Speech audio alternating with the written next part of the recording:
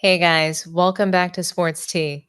Tonight we are going to dive into the WNBA Rookie of the Year race. After an exciting game last night between the Indiana Fever and the Chicago Sky, it does seem like we may have our Rookie of the Year solidified in the minds of the media as well as the fans. Is Caitlin Clark a lock for Rookie of the Year, or is it Angel Reese?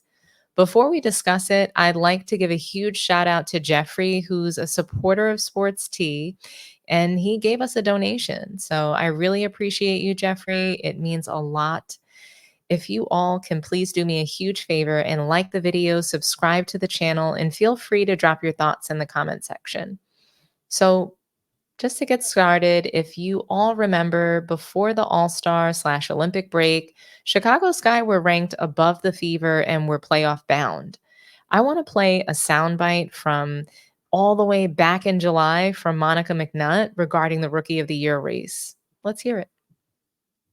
Okay, so let's move now to the Rookie of the Year race, which is essentially down to Caitlin Clark and Angel Reese. Clark, still a big favorite, but she was a minus 3,000 basically a little over a week ago. But Angel Reese is closing that gap.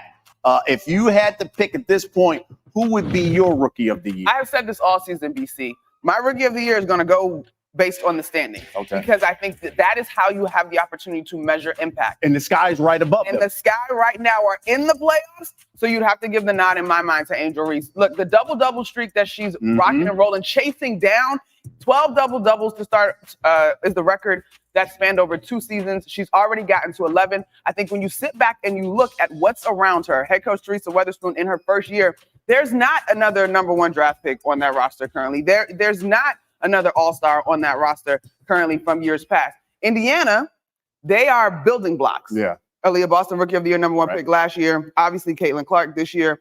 Kelsey Mitchell has had big-time seasons over the course of her career. So there's more there in terms of the supporting cast around Caitlin, but both of them have been incredibly impressive. And I think those odds don't really indicate how close this race is. Yeah, I love it. To me, I go back to like when Bird and Magic were first in the NBA. This is kind of what we got going on right now in the W. For sure. It's fantastic. Obviously, the games between the two of them are the highest rated. So you got to give each their requisite credit due in that one. And I got to say, of both of them, I have so much respect. The eyeballs are as big as they've ever been, and they are showing up and entertaining. Both have exceeded my expectation in their rookie season, for sure. Okay. So clearly this aged like really great Parmesan cheese because this take was all the way back July 5th. And we are almost 2 months out from that time. So the Sky were winning games and the duo of Barbie and Ken were heating up big time. Between Kennedy Carter's scoring and Angel Reese's ability to defend at a high level and crash the glass, Chicago was like the little engine that could. Right? I mean, they really were. To Monica McNutt's point, they don't have a #1 draft pick on their team. They only have one all-star in Angel Reese, who's a rookie. So, they don't have the firepower. Killamilla Cardozo has been a force on their team. She went 3rd in the draft this year. But besides Angel Reese, Kennedy Carter, and Cardozo, there hasn't been any reliable scorers since Mabry was dealt to the Connecticut Sun.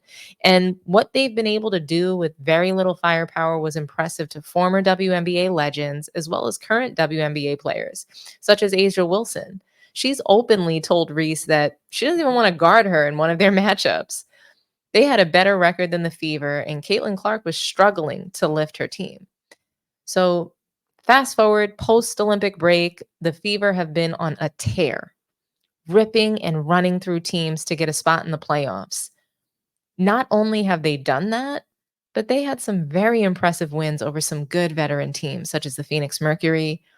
They put Diana Taurasi in retirement. I don't want to see her. I don't care what she's doing. Like, she's finished. The Seattle Storm, Dallas Wings, and even most recently the Connecticut Sun, they've also beat. And they gave Minnesota Lynx a very good run for their money. So I know that everyone thinks the rivalry is between Reese and Clark, and this is going all the way back to their college days. So when they play each other, it's just everyone is tuning in. It's huge ratings. And I have to say, yesterday's game was truly exciting. It started off with great energy and it ended that way as well. I'm going to play a short highlight of that video, a little highlight video of this game. Caitlin Clark, she cooked, and the Chicago Sky had no answer for her. So let's take a look.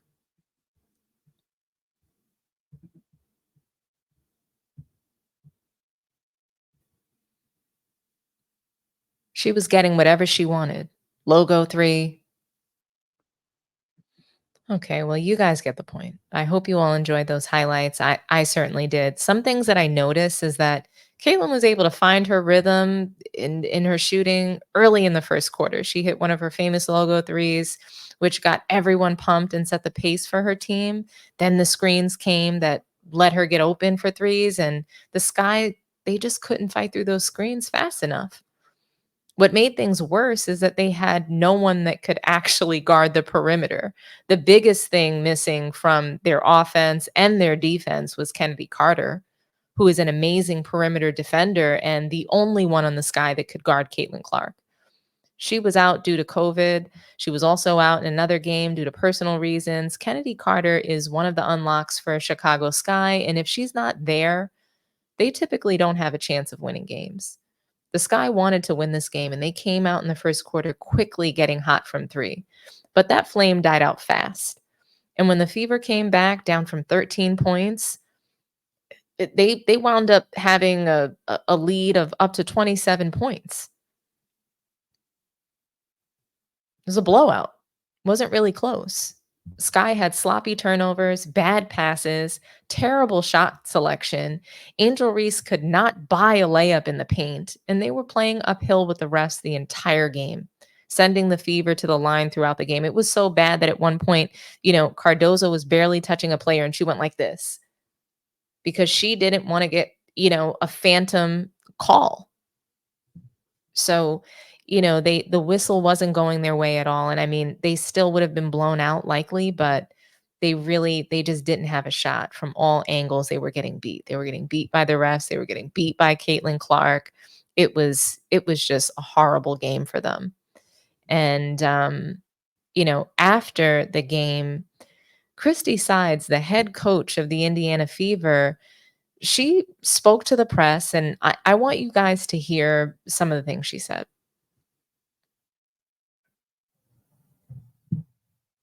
I mean, she did an excellent job taking care of the ball. She did an excellent job late in the game when if we didn't have the advantage in transition, she was pulling the ball out. That's just the growth of things we weren't doing earlier. And now she's recognizing those things. She's making some play calls. We try to get her to, understand like what our advantages will be with certain play calls for certain teams. And so she made some of those calls during the game, and which is great calls, ended up with buckets a lot of times. Our team ended up with only 11 turnovers tonight, and that is huge for us, but it was only for 5 points off those turnovers. So a huge stat for us. Christy, what's got this team just loose? There is. We talked about joy Wednesday night after that win. We see it in pregame. We're just seeing it here in the postgame. It just seems to be all throughout this group right now. Yeah. That was kind of my pregame speech. You got this young team, and they are just, they like to have a good time, and there's a fine line, and there's a balance. And I just wasn't sure if their head was ready tonight, so we had a good talk right before the game.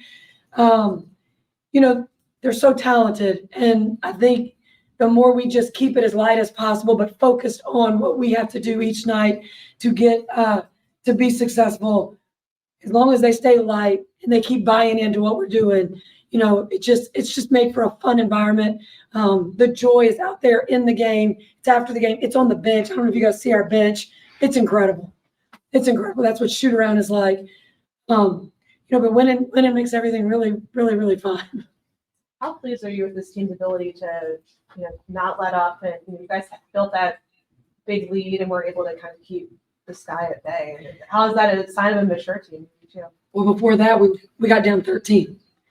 So down 13, and then to come back and go up 27 for us, and then if we could just correct a few things. Like Chicago started out hot, they hit 3 threes, got out in transition on us.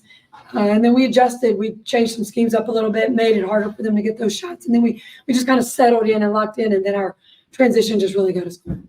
What did Melissa's third quarter stretch after maybe got in foul trouble mean to you guys and stabilizing in that moment? Yeah, I just went right after the game. She was solid.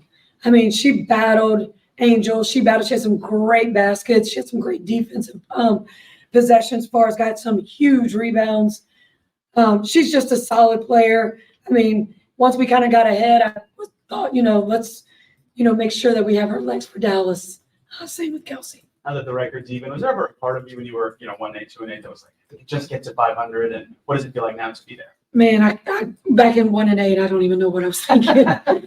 But I had faith in these guys. The talent is there, the character of these people, it's there. They never gave in. They kept fighting. They kept getting better. And I just keep telling them their hard work is paying off. You fall to the level of your preparation and your work, and they just keep doing that every night. How did this group get so comfortable offensively running at such a frantic pace? What looks frantic from a casual observation? We just have taught from the beginning, like if we get out and run the wings wide, right, and you get to the corners. Sometimes people want to stop on the wings, but when you get to the corners, you bring the whole defense down to that level. So it just opens up your floor. So that's, one thing that we weren't doing early. We're doing that now. And with that, when Caitlin's getting drags in the middle of the floor, with that kind of spacing, with Kelsey on one side, Lexi and how she's shooting the basketball on the other, Dee Dee's been able to stretch it for us. We just got options, and it's just, you have to figure out how you want to guard us. How do you keep this going? Obviously, it's going great for you guys right now, but Dallas just beat Minnesota. Yeah. What do you do as a coach to keep this going? We just keep talking about the next one. What is the next one? The next one is Dallas at Dallas, and they got us right before the break in a game that we should have won. So we just keep, we'll go back and we'll show them clips of that. We're just keeping it that. I mean, it feels good to be sitting at 500 right now. It's been a really long time since the Fevers sat at 500. So just really proud of that and where we are from where we started. But I never had any doubts that this is where we could be. You talked a lot at the beginning of the season about Sides, she was very honest and genuine, in my opinion. She talked about what they did well, which was take care of the ball right away. She credited Clark with having less turnovers than she normally does. I believe she had 3 in this game. Prior game, she had 7. And I think that that's a testament to the Chicago Sky's really poor defense, quite frankly. Caitlin Clark had so many uncontested threes just blowing by the Chicago Sky. They could not guard her. She cooked them. She cooked every single person on the floor. For the total game, Sides mentioned that they had 11 and that, they didn't really get that many points off of those turnovers. So I also felt that this was the best game of Caitlin Clark's WNBA career. She had 31 points, 12 assists, very impressive. Like I said, Sky only scored 5 points on those turnovers, which is important because turnovers can be sometimes a deciding factor in games. And some of the games that they've lost, if Caitlin Clark just didn't turn the ball over, maybe, if she did it one less time, maybe they'd have won that game. So, especially like when teams are scoring in transition, it's really, turnovers are a big deal. And I know that, Caitlin Clark fans, they want to blame her teammates, whoever's fault it is. Turnovers are bad. It doesn't matter whose fault it is, who gets the credit for the turnover. They're not good. So, what I appreciated the most about Sides post-game conference was her vulnerability in sharing what she felt when the Fever were 1-8. Terrible record, right? Terrible way to start off the season. But quite frankly, these are the stories that help to make and to shape a player like Caitlin Clark and her journey. And it makes the journey even more special when you struggle, when you're losing, and then you figure out a way to win. You figure out a way to fight through the struggle. Losing repeatedly and just finding a way to win as a team is really critical. And that's what they're doing right now. We're seeing them gel. We're seeing them happy. We're seeing the bench fired up. Like the team is really clicking, and it's a great thing to see. The firepower that the Fever have is also amazing. They have 2 number 1 picks, the reigning rookie of the year in Aaliyah Boston. They also have the number 2 pick from 2021 in Melissa Smith. They have Lexi Hull. Temi is playing very well, not to mention Kelsey Mitchell. She's leading the league post-Olympic break in scoring. The Fever are a good team. Caitlin has great teammates, and I think they might even make a deep playoff run, perhaps heading to the conference finals and potentially even the finals. You know, anything is possible with the way that they're playing right now and the teams that they're beating. So it all really just depends on their matchups come playoff time. But Caitlin Clark, she will, in my opinion, win Rookie of the Year. I've said it before. You know, I've said it when I thought that Angel Reese was the better choice for Rookie of the Year. But now, just the way that the Fever are playing as a team, the way that Caitlin Clark is lifting her team, where they're at in the standings, they're ranked 6th. I mean, to me, it's looking like she's really pulling away and widening that gap between her and Angel Reese. Angel Reese's records are impressive. The rebounding is super impressive. Even her ability to score and defend is impressive to me. I think she made a solid Rookie of the Year campaign for herself. But I'm just, I'm not quite sure how Angel Reese will have a case given where they're ranked. They're ranked at number 8, and they're 5 wins behind the Fever. So, there's been a shift where Caitlin is lifting her team more than Angel Reese is, because the Sky, they're not winning games. So, I don't think that Caitlin is quite determining games for the Fever, but they are winning, and it seems like she's running away with the Rookie of the Year award, despite Angel Reese breaking records in double-doubles and rebounding. All in all, I think they are both stars in this league, superstars, in fact. They're growing the game. Both of them are, just like these mega stars in the WNBA.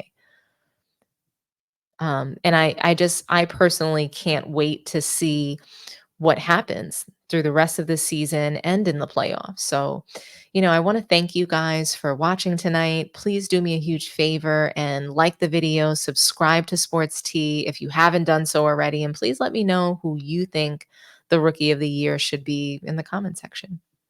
Thank you guys. Have a good night.